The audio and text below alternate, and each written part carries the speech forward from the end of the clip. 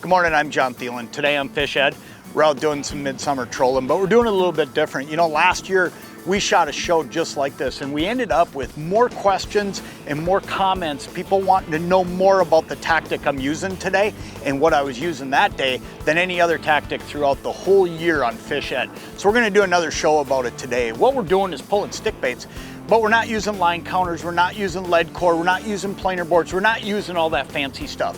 What we're doing today is just simply using some extra weight in a big bottom bouncer to get a stick bait down to the bottom and troll it along where all these fish are in this tight little structure. We're gonna really break this down today and make it so that it's easy for you to go do on your own. Stay right where you're at. Fish Ed's coming up.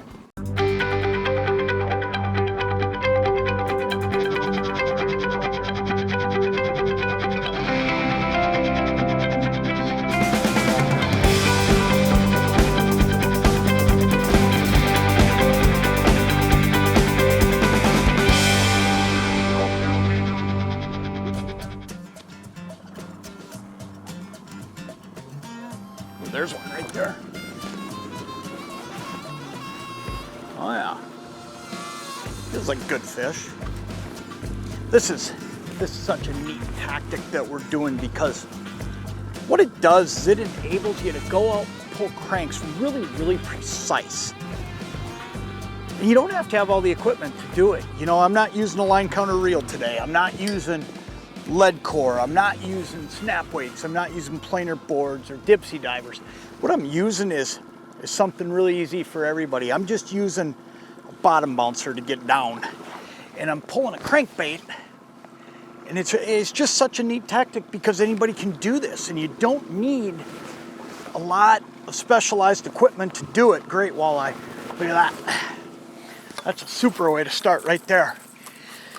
But man, this is such a neat tactic, and we'll talk about it throughout the day because I think it's really overlooked. I don't see people out doing it. Look at that fish, got himself unhooked for me too. What an awesome walleye right there. Look at that. What a great way to start a day. Oh, settle down there, buddy. I'm actually gonna throw this fish back, so we'll get him right back in the water, but that's a great fish right there. Great way to start. Get out of here, there he goes. But man, this is such a neat tactic, and I'm gonna show you a couple things right from the get-go on how we're doing this. Number one, that crankbait's really tangled up in that net, so that's gonna take me a second, so I'm gonna show you a different crank. This right here is a Smithwick Rogue. Now the reason I'm using a bait like this Rogue with what I'm doing right now is I'm not worried about getting depth out of the bill. That's not, you know, this bill is what usually makes a crankbait get its depth. I'm not worried about that. What I'm using is a crankbait here in this Rogue that only dives about 4 to 6 feet, but it gives just a nice little action and it's a floating lure, okay? So ultimately, here's what's gonna happen.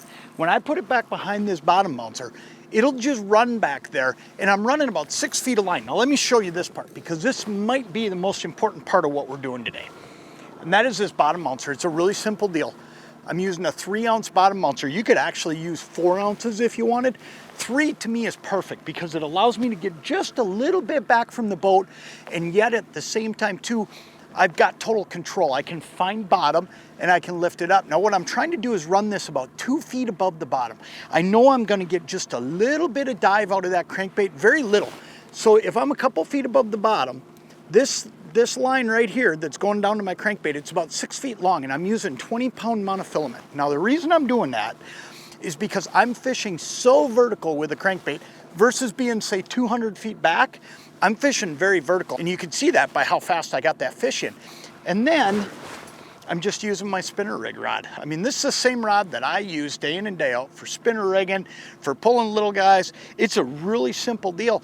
But once you get that depth set, if you can keep your boat in a certain depth, I'm able to just cruise, set that bottom bouncer just about 2 feet above the bottom, know that lure's running a couple feet above bottom, and I'm just ripping right along. But I don't have to have all that fancy equipment. I don't have to be so precise with a line counter. I really am able to do everything I want to do with what I've got sitting right in my boat and a 3-ounce bottom bouncer. One of the things that's really important with this technique to remember is you don't want to use a deep diving crank with this technique. Because here's what's going to happen. If you're using a deep diving crank, because you've only got 6 feet of line back there and you're trying to keep that You're trying to keep that bottom bouncer pretty doggone close to the bottom, you know, within a foot or two. That deep diving crankbait's gonna get down below the bottom bouncer, below that line. The line will go from being parallel behind the bouncer to being angled down into the bottom, and now you're banging bottom. You want that lure to be up. That's why I'm choosing to use a floating bait. That's why I'm using a Smithwick Rogue. I'm using a bait that'll stay up. This is a shallow diver that's gonna stay up on that line behind the bouncer, so it's not gonna dig down into the bottom. That's really key. If you're digging down into the bottom, I mean, there's days that fish might like a crankbait banging bottom, but the reality of it is, usually I want to be above them and I want them to be able to see it. So I don't want that deep diving crankbait diving down below them, banging bottom. I want a floating style crankbait that's just got a lesser dive and a wiggle that's just coming along basically parallel, straight back on that line. There's one.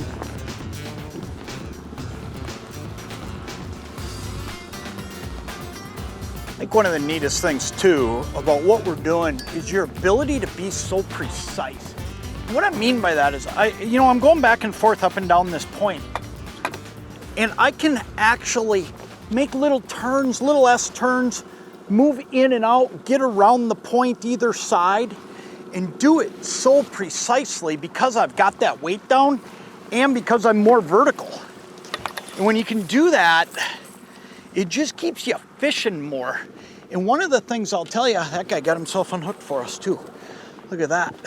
One of the things I'll tell you that I think is so important is understanding on these tight little structures how important it is to be in the right spot on that structure throughout the day. Because these fish, this fish here, I mean, I'll tell you right now, this guy here, he's not roaming all over. He's sitting in a pretty precise spot. There's little humps on this thing, and I'm just working my way around the edges, and that 16-inch walleye, I'll tell you what, he's wandering right around those humps. He's in an actual spot on a spot.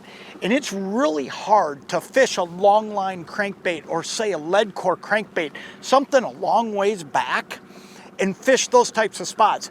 That's more for when you're just gonna be going across a flat or a basin or a wide open area. What I'm doing here is so much more effective for these tight little deals. When you're on a tight little spot, you want to just stay in the right area, and you got to stay in that exact depth where you have a drop off on either side. Man, I can make adjustments so quickly by fishing with this 3-ounce bottom bouncer and a crankbait just 6 feet behind it.